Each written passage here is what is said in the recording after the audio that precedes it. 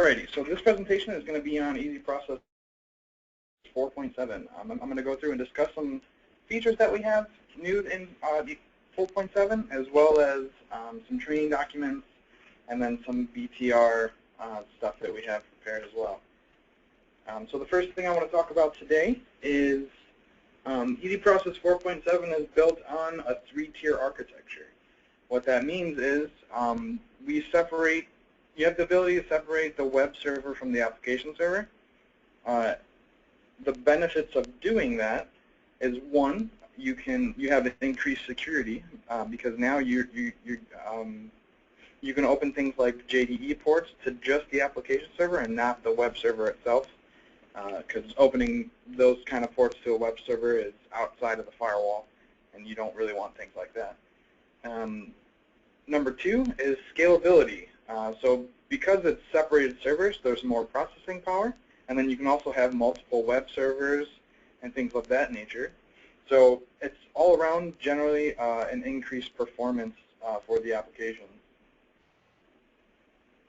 And then number 3 is it gives us the ability to use, using 3-tier architecture, we use lightweight HTML controls. So none of the logic happens on the web server, it's all on the application server.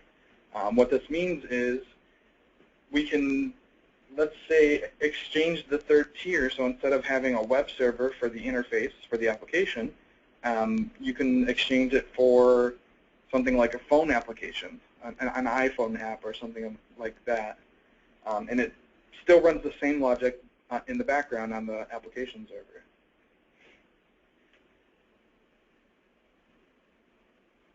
So that's about 3-tier architecture. That's about all I have for that. And then I want to jump into EasyProcess itself. So the first thing I want to touch on is the application log system. It's been almost completely rewritten in EasyProcess. So this is the application log screen. The best thing about the new application logs is every log within the system can be accessible through here. So whether it be a process log, a page log, a Webpart log, a workflow log, you can even see enterprise server logs, EasyProcess client logs. So if you're getting an exception in the EasyProcess client itself, it will show up here as an error. And then you have log levels.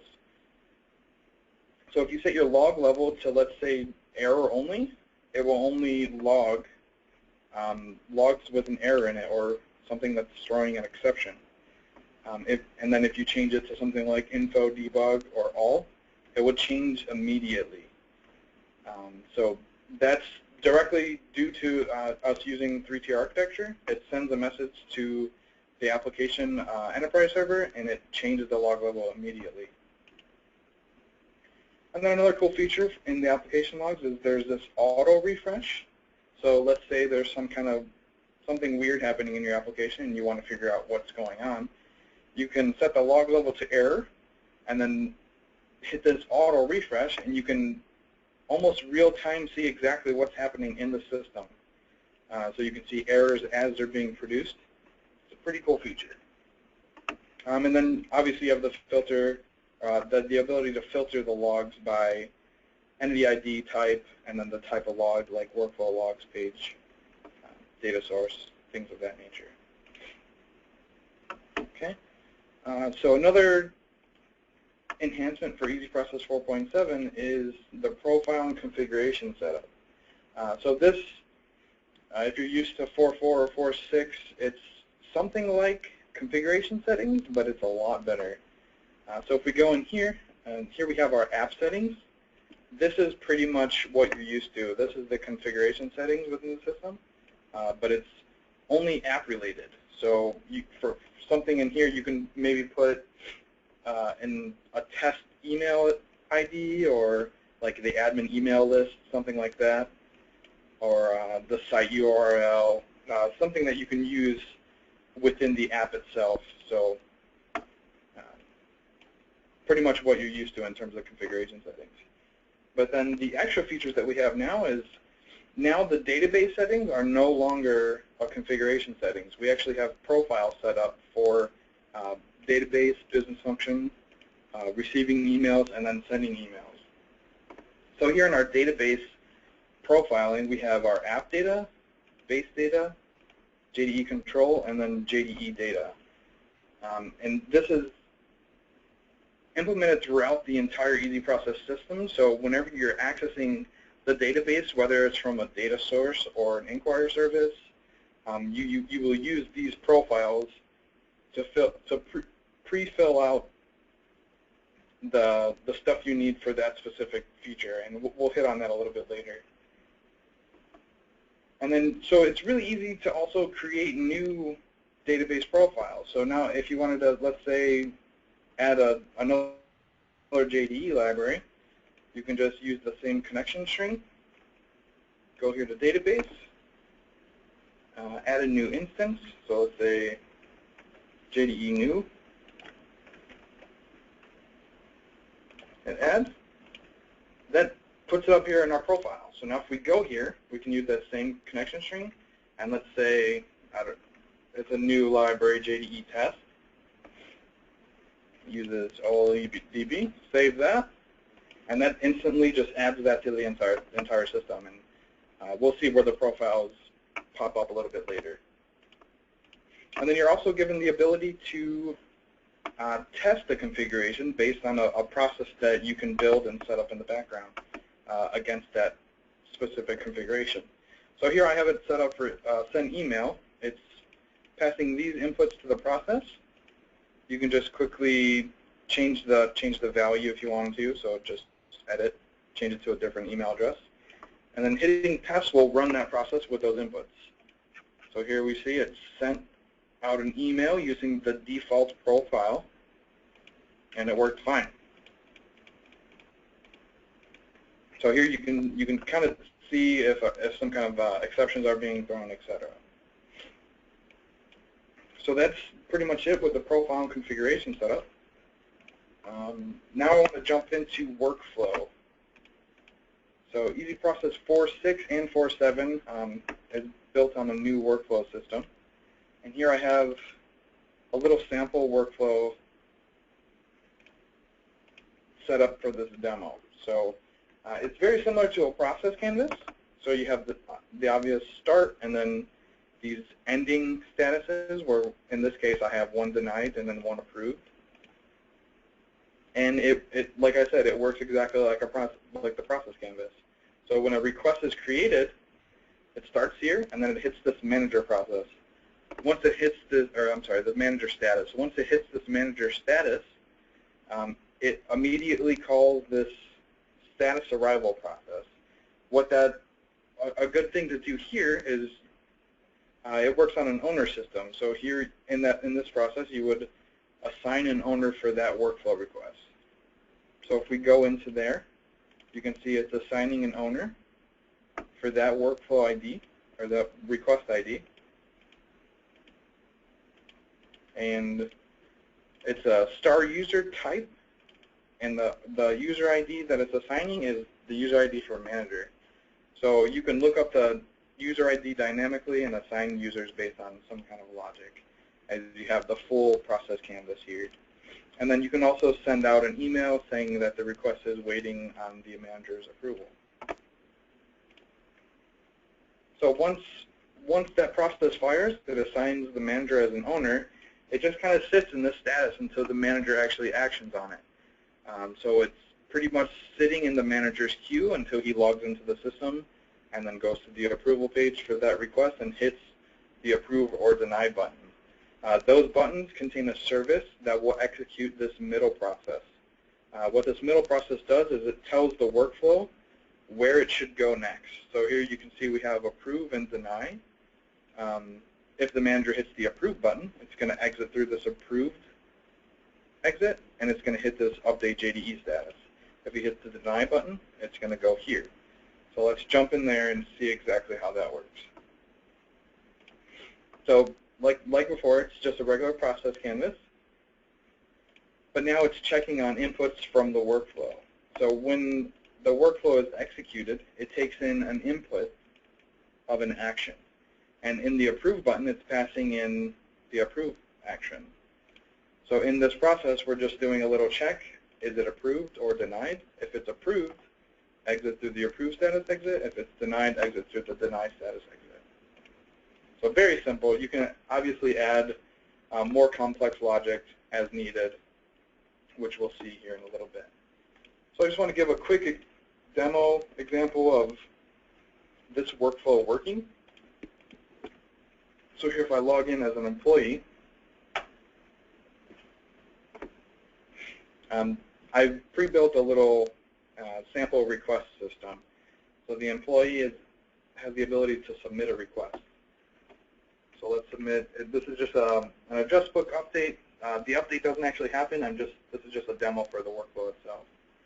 So here I'm going to submit a request as Matthew Minchuk, and let's say branch line 9, and then hit submit. So this is actually another 4.7 feature. If you notice when I hit that submit button, there was a loading window that kind of popped up to prevent the user from clicking anywhere else on the screen while that's happening, or from double-clicking the submit button itself. So that's a pretty cool feature in itself. So here we go. We submitted our request, and you can see request 150 was created successfully. So if you look at request 150, it's sitting at that manager status.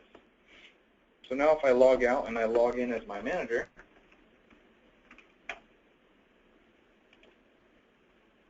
and go to his awaiting approvals queue, request 150 is sitting waiting on his approval. So I'm going to go in there, hit approve, request 150 approved, and then it's gone from his system, or from his queue. So now if I log back in as an employee, we can look at the queue again, or look at his submitted request. So request 150 is now sitting at the approved status.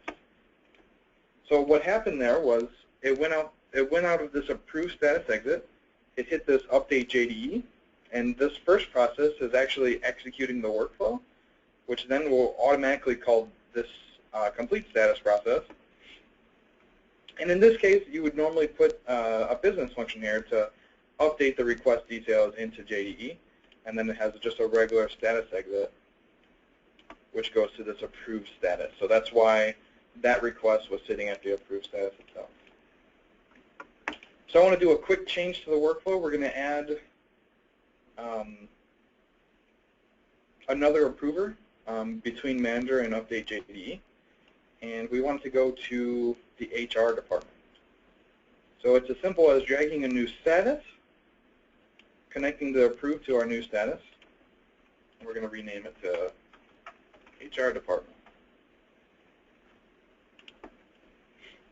And by default, these processes are disabled, so I'm going to go in and enable them really quick.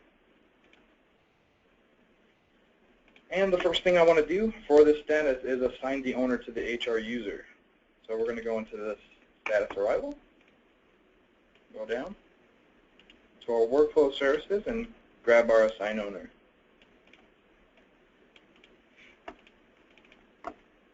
So the workflow request ID is already filled out for us. I'm just going to quickly add a new owner. The type is going to be just star user. You also have the ability to set up a workflow role, so everyone in that role would be an owner for the specific status. And then you can also do star user property. How that works is it works based off the EP user stable, so you can define both a column and a property. So for example, let's say the column would be user authorization type, and the property would be HR. So everyone with a user authorization type of HR would be an owner for that request for that status. So for this example, we're just going to use star user, and then I have a user set up for HR. We're just going to assign our HR owner directly. And then we can send out an email. So if we go up to our email services, here you can see this is part of the profile configuration. So our send email service has a child node attached to it. So if you open that up, we have the default profile. So dragging this will actually give us our send email service with our default profile configuration already filled out in the surface for us. So another good example, I guess, for this profile setup is if we go to database services, you can see everything here that uses databases has profiles. And here are the profiles that we set up. So if you wanted to do an inquiry on app data, you can just drag this, or if you wanted JDE data, you can just drag that. Really, really simple to use. All right, so now we're just going to set up our send email service really quick. So I want to send it to myself for now.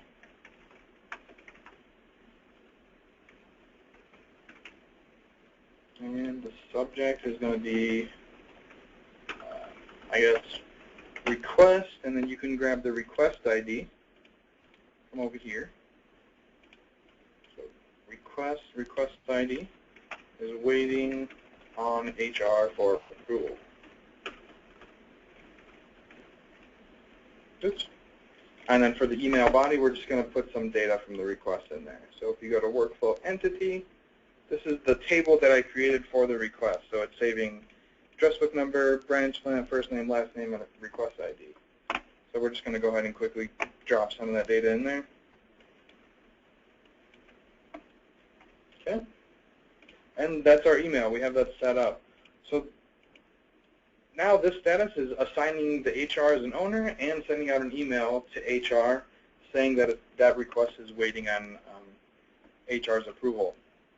So the next thing we have to do is set up these status exits. You can do that by going into this workflow status exits and defining your statuses, or your status exits. So we want approve and then deny. So once you do that, it creates these two different outputs for you. And if you wanted, you could do more than two outputs. So let's say HR has the ability to send back to the manager or something of that nature. You can also add that logic. So here I'm just going to point approve here, point denied to our denied status. And then the next thing we want to set up is tell the workflow where it should go based on the action. So if we go to this middle process, it generates these approve and deny status exits for us. So that's what I typed in. If you had 3 status exits, it would generate a third one here for you as well. And actually, this logic is exactly the same as this manager logic. So I'm just going to go into here and copy these 2 binary decisions and paste them here. There we go. So if it's approved, we want to go to the approved status exit. If it's denied, we want to go to the denied status exit. If it's neither, we're just going to sit in that status. All right. So that status is fully set up now. So we can actually test the workflow. So if we go to our system, we're logged in as an employee. We'll submit a new request. We'll call this Bob the Builder, and we'll set him up with branch client 21. And then we'll submit that request. So now we have request 151 that should have went to manager. All right, so if we log out, log in as manager, go to his queue, we have request 151 sitting in his queue. We're going to approve that. So 151 approved. Now if we log out and then log in as HR, HR also has a queue, and he now has 151 sitting in his queue. And it's, I don't know if you caught that, it's sitting at the HR department status now. So if we go in and approve that request, and then we log back in as an employee, you can see that request 151 is now approved. So adding a new step in the approval chain is very simple with a new workflow system, and you can build the logic to be as complex as needed with this. And it's actually really simple and visual as well, so you can see exactly what's going on within the system.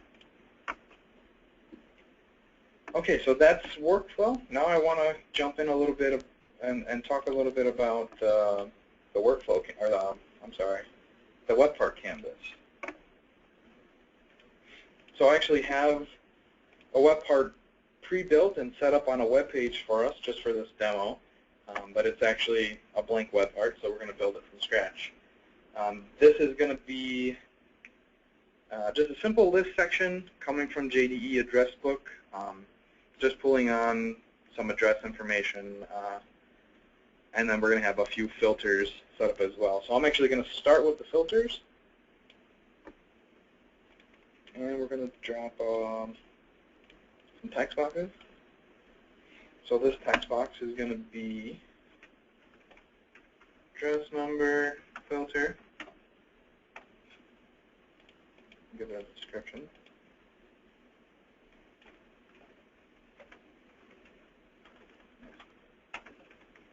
Address number. And then we'll take a new text box and we'll have our, let's say we'll filter on branch line. MCU filter.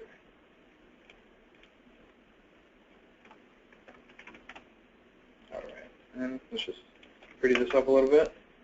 And we'll need our search button as well. Give that a text really quick that says search. Oh, and something I completely forgot to mention, if you're used to EasyProcess 4.4, this Webpart canvas itself is completely new. As you can see, it's a visual representation of the Webpart. So what you see here is pretty close to what you'll see on the actual screen when you load the Webpart on a web page. My apologies for forgetting to mention that. So now we're going to set up our data source for our list section. So we're going to go over here, and to add a data source to the system, or to the Webpart, we have this little data source bucket here. And then if you look here on the left, in our toolbox, under data sources, we have our database profiles that we had set up under profile configuration. So the address book is in the JDE data library. To add a new database, you just drag that profile directly into the data source bucket, and there's our data source. So now if we want to edit the data source, we could just double click, and it brings us to our data source canvas. And this is very similar to the Webpart canvas also, and we'll see how filters are applied here in a little bit. But the first thing I want to do is set up the connection to JDE. So here on the right, you should see something that's kind of familiar. It's just the data source properties. So we want to set this up with, we'll use Query Builder for this example. And we want to use JDE data. And we're going to take F0101 and join on F0116. Join that on address book number. And then it generates our query for us down here, and we're going to use that query. So that sets up the data source itself. Now I want to set up the filters for the data source. So like I said, this is similar to the Webpart canvas. So you need something that's called an and block to start. And we'll learn a little bit about this in a second, but this is required to put our initial filters on the screen.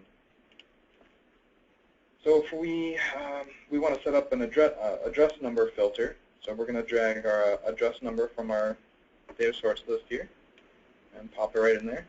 That creates the filter with address number already filled out for the column name.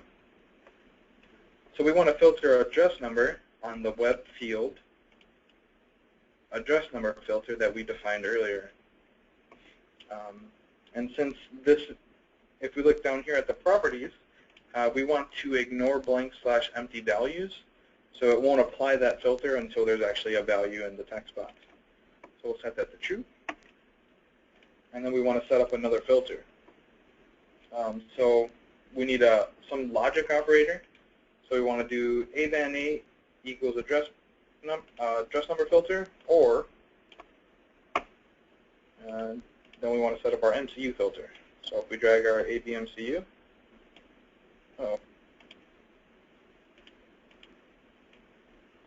Drag our MCU there. Fills out the MCU for us, and we want to filter MCU on the web field MCU filter. And we want to do the same thing for the properties, ignore blank / empty value.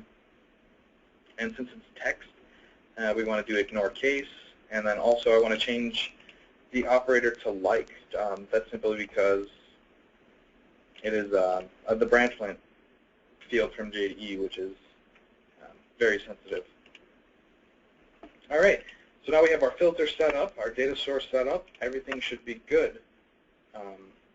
The next thing we need to do is actually put our list section into the Webpart. So in 4.7, it's as easy as taking this little data source node and dropping it right into the Webpart. This opens the Add New Section from Data Source screen, and it shows the list of columns that would be returned from that data source. So we want address book number, name, branch plant, and then we want, scroll down here and look for the effective date, ALEFTB, and then address line 1. So we'll just go ahead and add those fields.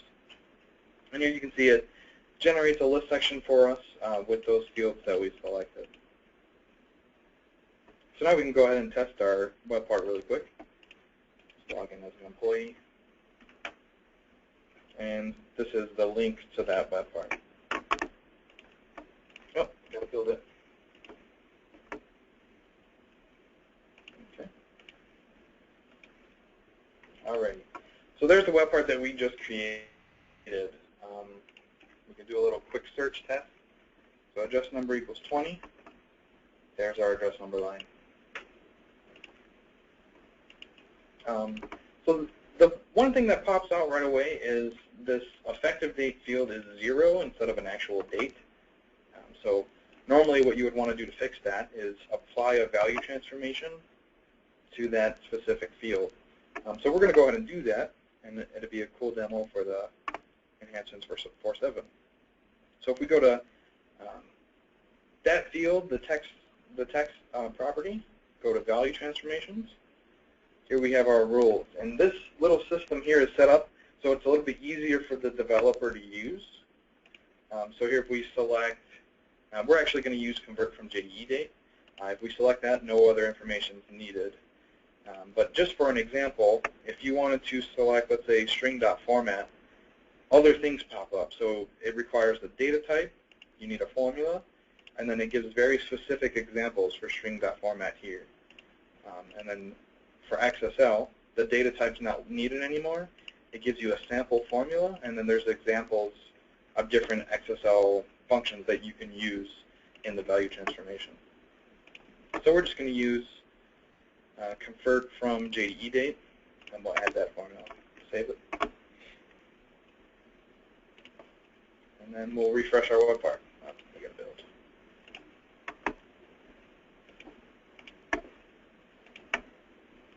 So there we go. Now it's showing a real date, but since it's 0, it's converting to 1899. To see some real dates, I'm going to apply an order by to my data source. So here if I go to this order by, I want to order by ALEFTB in descending order. Okay, so go ahead and do that. Build. All right. So there's some real dates. 2019. So something that's kind of weird is, or maybe we might not want, is it's showing effective dates in the future. So a good way to filter these kind of dates out is to only show everything less than or equal to today's date. And a good way to get today's date is through a process filter. So in 4.7, there's actually 2 different ways that process filters can be defined. So you have this global process filter here that can be used in any data source in the Webpart. And then you also have in the data source itself, and let's drop a new filter really quick. ALEF.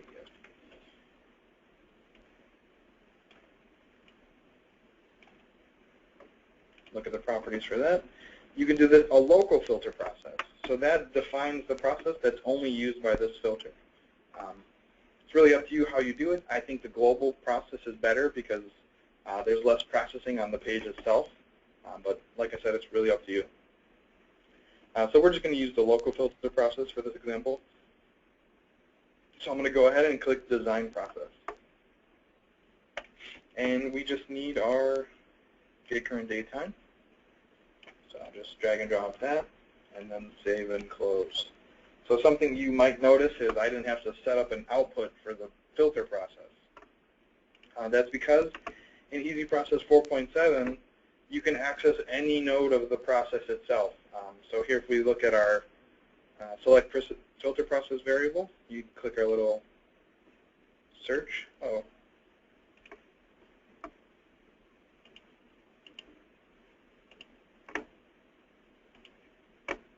Looks like something's goofed up there. Let's use the global filter instead.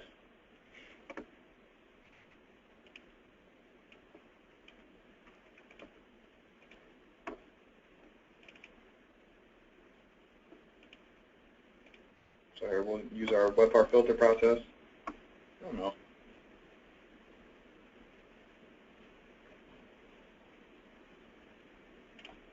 Okay, well that's a little bit of a bug, it seems. Let me try closing the Webpart and opening it again.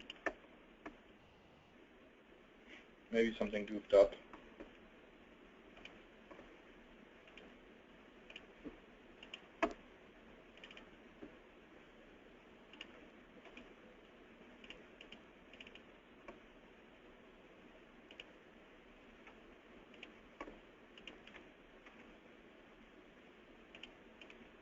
Put our new filter process, maybe try to redo it.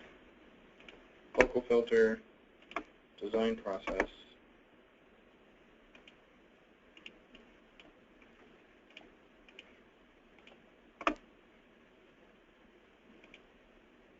All right, so that seems like some kind of a bug right now. But essentially what this would do is you'd get a pop-up with every node in the process itself, so you can filter on the effective date coming from the get current date time, JDE date. So it's really cool to see something like that. So for now, we'll just go ahead and delete this stuff. My apologies on that bug. Alrighty. So moving forward, so we have value transformations. I want to show the new helper system in EASYProcess. So if we go to this MCU filter, let's say not everyone really knows the values of branch lines in the system. So let's say we wanted to use a helper to aid the user in finding a branch line based on a description or something of that nature. So if we go to this text box and scroll down, here now we have just one helper property. So before, there was a big array of properties that you'd have to kind of know exactly how to set them for it to work. But now there's an interface for helpers that's really easy to use. So it's as simple as enabling the help and then setting the URL for the little lookup wand and then giving it a help type. So we want to use a Webpart. Once you choose Webpart, it asks you for a Webpart ID. And I actually have a Webpart set up for branch lines already, so we're going to use this branch line helper. And then this is also something that's pretty cool about 4.7 is it has this modal/inline view as opposed to a new window. This actually opens it in the same window, and it kind of grays out the background. Looks really neat in terms of design. So we'll go ahead and use the modal inline. Save that helper, build it, and then if we refresh our web page, there's our little helper. So if we click the wand, this is how the modal/inline helper looks. So it stops them, or it stops it from opening in a new window, and it's in the same window. So let's say we want to use branch line 4. works the same. It passes the value back to that text box, and then you can use it like that. So it's really simple. And then a different way of triggering a help is we added the feature of we've added the help feature to drop-down lists. So a good example of that is on my employee submit screen. So this drop-down list is actually the top 10 branch plans from JDE. And then we have this little see more element at the bottom. So if the user clicks see more, they get that helper pop-up where they can look for other branch plans in the system. Oops, it should be in value. So like branch plan M30, and then if they use that, it adds it to the list, so they can use that branch plan instead of the 10 that were already defined. The next thing I want to talk about is process data source have been redesigned, and so if we go ahead and add a new process data source to this Webpart, under data sources we have process, just drag and drop, and then if you double click this, you get a process canvas. So I'm going to just add a date time to the Webpart. So under date and time, I want get current date time. Just save that and close. And similar to the filter process, you do not have to specify an output for the process anymore. You can access any node of that data source. So if I go ahead and hit refresh here, I didn't name the data source, so it's blank. But this is our process data source right here. So before I add that, I want to add a new section. And then if I expand this list, it looks like there's something wrong with the processes in the system.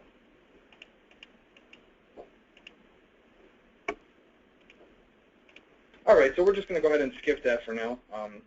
If you'd like to see something about that in the future, just shoot an email and we'll get that set up. Looks like there's a bug in this system right now. But yeah, it's similar to the process filter. You'd be able to choose any node of that process and then directly tie it to the field on the data source. And then it also works for list sections. So if a node of your process repeats, like if you're doing an inquire, the output returns multiple rows, you can use that in a list section just like a normal data source.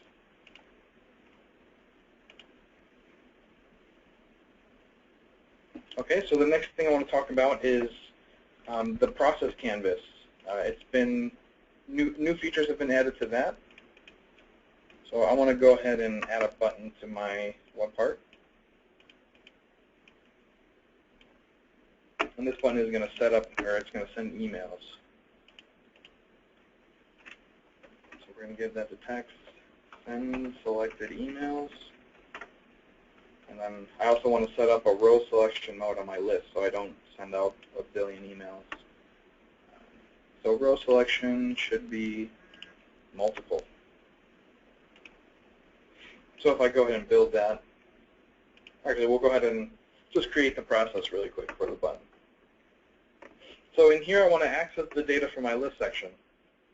So if I right click, go to split list section wizard, this is the list section in my Webpart. I didn't rename it, so it's just called new section, but here you can see the fields that we had defined in our Webpart. So if I just go ahead and click finish, it generates a split service for us along with the for each loop that we can use to access the data. So if we just go ahead and connect this really quick, and then I want to make a send email service.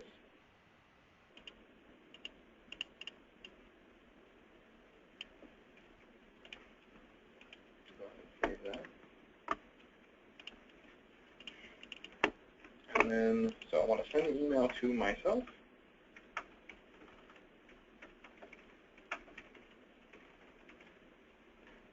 And then the subject is going to be testing email button. And for the body, we'll just go ahead and drag some data there from the split service.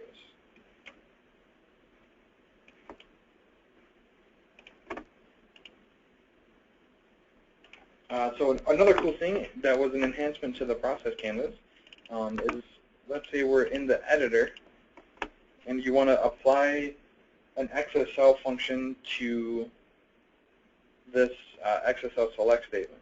So if you just right-click here, go to Functions, you'll have EasyProcess functions. So you can have like 2 uppercase or something of that nature. And then if you go to XSL, there's things like substring, things like that. So if you wanted to apply to upper to this, you just click there and it applies the function for you without you having to manually type that. And then another cool thing is this recommended values lock. So I don't know if you guys are used to it, but if you change from property to property, this list will often refresh. So let's say we're using a bunch of page form values. Each time you click a property, the page resets the list. So if we open this up and then hit lock, each time we change properties, the list actually stays the same. So you can add multiple expressions coming from this list without having to drill down into the tree multiple times, and it's just quick drag and drop. Alrighty. So that sets up our button. And then one more thing I want to do before we test that is there's something called a button animation, which we saw when we submitted the request. So that, if you go to the button and then go to the submission section, there's this display in progress. So if we just go ahead and set that to true and then set the text to sending out emails,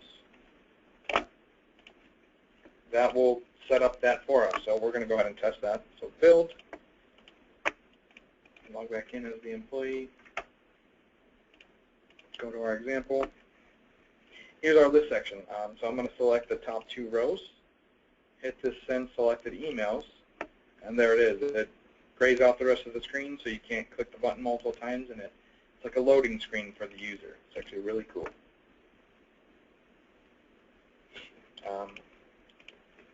So the next thing I want to talk about in terms of a Webpart is the new tab sections in EasyProcess 4.7. So I'm going to go ahead and drop some tab sections here. So we'll have our new section, and we'll name this demo stuff. And we'll go ahead and drag all of this kind of stuff inside of our first tab. And then we'll add a new tab, and we'll call that one Other, or Other Stuff. All right, and just to see the screen change, I'm going to add just a generic label here and call this tab 2 or something, just so you can see the screen change. So we'll go ahead and build that. Go here, refresh the screen, and here we have our tabs. The styling isn't set up to actually look like tabs, but you can do that through the theme and styling in EasyProcess. So the main change in tab sections is now there's no longer a page refresh when switching from tab to tab. So right now we're in demo step. If we go to other stuff, it quickly changes. There's no page refresh. It's just pretty much hides and unhides it through JavaScript. And then another cool feature about that is, let's say the user is in this other stuff tab. Since it's actually this demo stuff is only hidden, if you have a button on this other stuff tab, it can actually access data from every tab on the screen. So if there's like 10 tabs, you can access all of the data at once. Very, very beneficial for the programmer.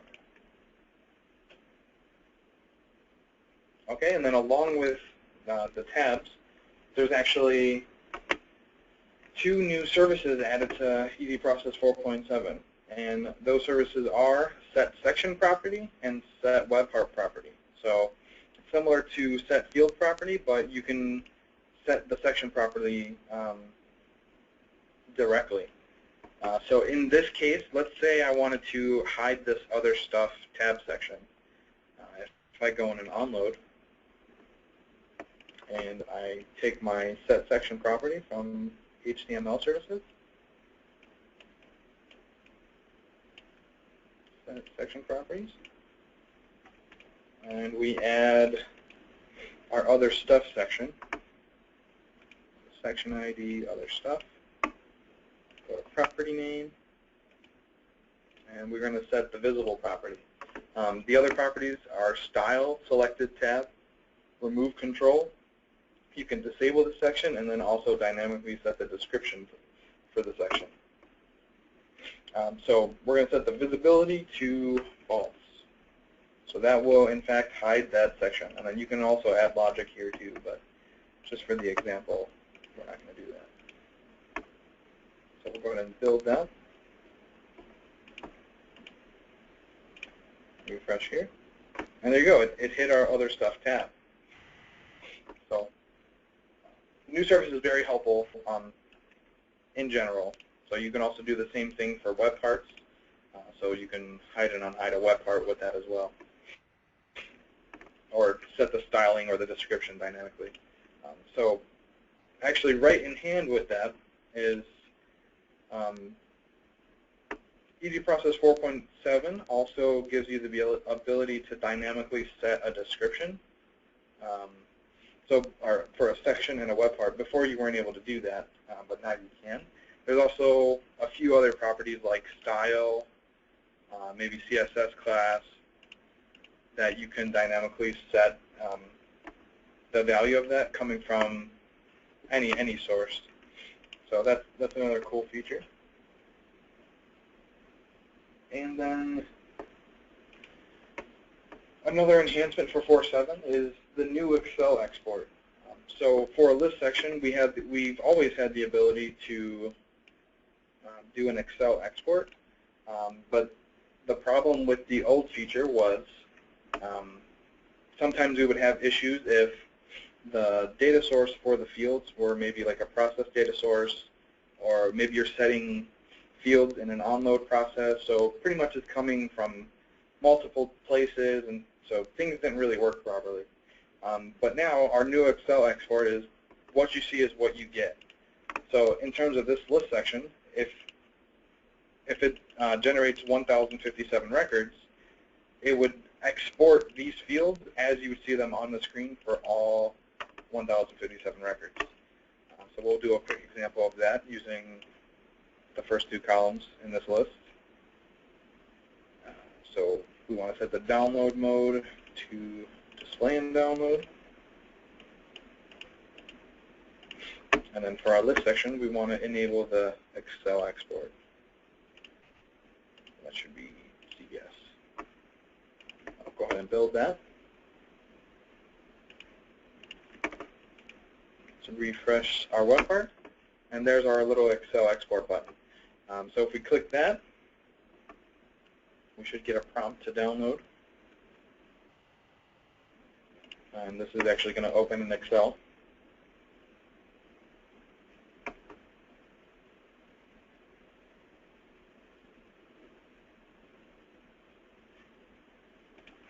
So there you are. There's the two fields, and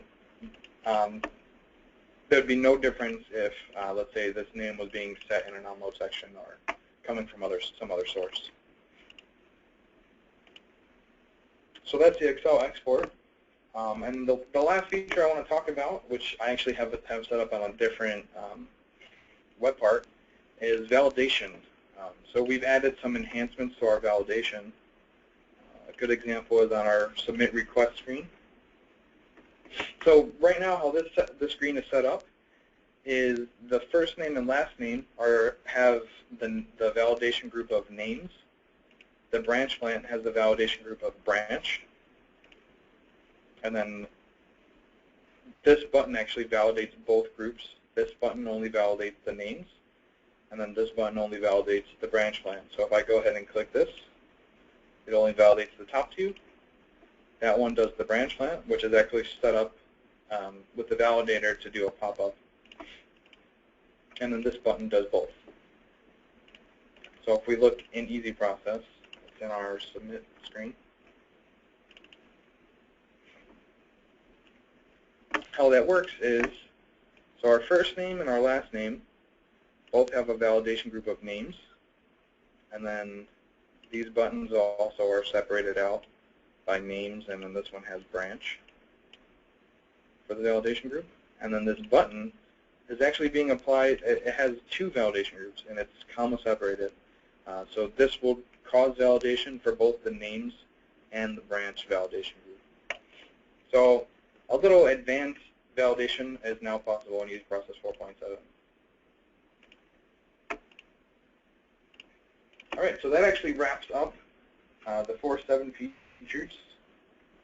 Something I want to talk about really quickly, and I know we kind of went over the hour mark. I'm just going to jump in there really quick. Is our B2B portal in Easy Learning, we actually have training documents that are up to date with EasyProcess 4.7. So if you log into our B2B portal, go to Easy Learning, go to Books. Here towards the bottom, we have Training Developer 1 and Training Developer 2. So Training Developer 1 is pretty much like baby steps in terms of learning EasyProcess, or even relearning 4.7 and how that works. So it tells you a little bit about every element of EasyProcess, or every basic element. So we have Webpart sections, fields, profiles, processes, application logs, how to create a list section, things like that. And the level 1 tells you exactly what to do, how to do it, where to click, so it's very easy to follow. And then level 2 is a little bit more advanced. So level 2 is a little mini project for practice. So it starts out by giving you some requirements for this workflow system, and then it describes each element that you would need to build that system. And then instead of telling you how to build it, it tells you information about each part of the element. So workflow, for example, shows you around the workflow canvas a little bit. It explains the different components of the workflow, the flow of an average workflow request. So it doesn't walk you directly through it. It tells you how to do it instead. So that's training.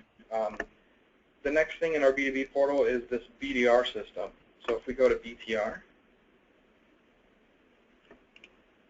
if you wanted to, let's say before you upgrade to EasyProcess 4.7, you wanted to kind of check out the different builds along the way. So for each one of these builds, let's see, my system that I was using is on,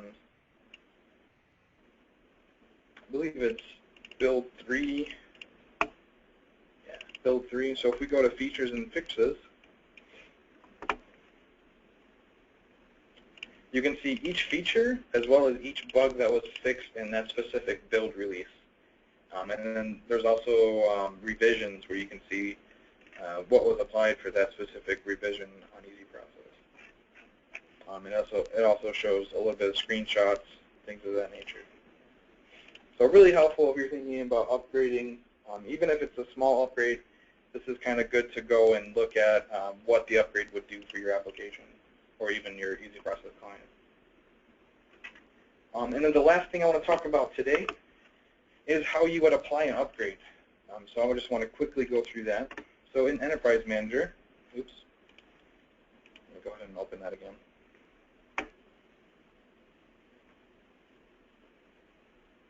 So if you go to Enterprise Manager, you see your environments and your applications that are in your system. We want to go to Components and then Install/Upgrade.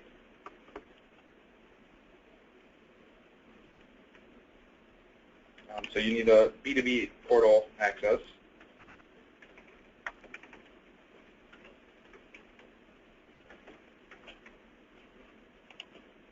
But once you're logged in, you can see all of the builds for EasyProcess as well as the revisions.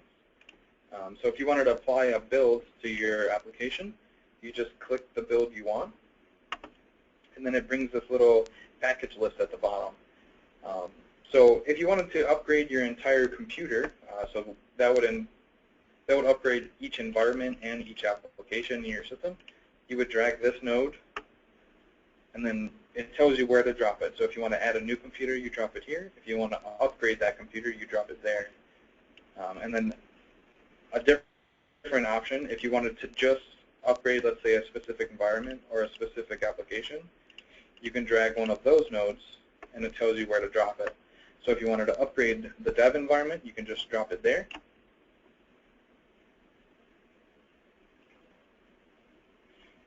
And then you get some pre-filled in properties here on the right. So all of the green stuff should be safe. That's already done for you. But then there's a few red things that you would have to fill out. And then as soon as you do that, you just go ahead and click Start Deployment, and then it upgrades EASYProcess for you. Right now, if you're on EASYProcess 4.4 or lower, I would recommend talking to us offline about upgrading. EASYProcess 4.6 to 4.7, we're working on getting pretty stable at the moment. But any other questions about upgrading, I would ask offline. So that's actually all I had prepared for today. I just kind of want to open the rest of the webinar to questions or any concerns that anyone may have. So feel free to raise your hand or type in the little questions box, and I'll answer your question for you. If you'd rather ask a question offline, you can just send an email to anyone here at KRISE, and we will get that question answered for you.